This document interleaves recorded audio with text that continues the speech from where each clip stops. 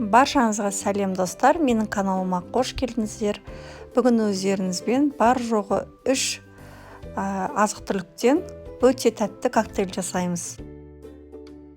Бізге алдымен сүт, балмұздақ, банан керек, және осындай езетін блендер керек.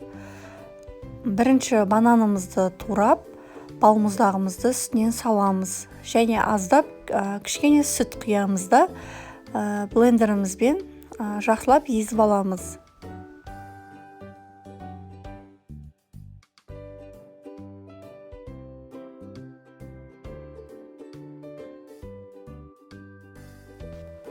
Толықтай езіп алған соң сүтімізді құйып, осы блендердің көмегімен кішкене араластырып аламыз.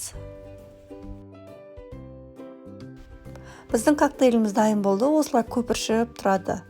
Енді стакандарымызды әрлейміз. Бұл негізі міндетті емес, бірақ отбасыларыңызды қуанту үшін жасасаңыздар болады, болмаса қонақ келгенде жасасаңыздар болады.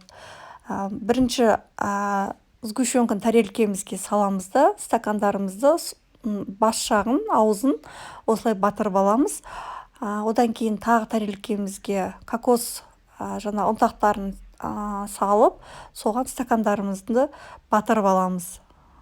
Сонда керемет болады. Столға қойсаңыз ерекше болады, ағып кетпейді, түсіп кетпейді, сол қалпында тұрады. Достар, менің рецептіммен жасап көріңіздер. Егер каналыма тіркелмеген болсаңыздар, тіркеліп, лайк басып, коммент қалдырып, қоңыраушаны басып қойсаңыздар, менде әр жаңағы рецепттер сізге келіп тұратын болады. Осымен коктейліміз дайын болды. Сіздермен болған мен Меруерт. Келесі кездескенше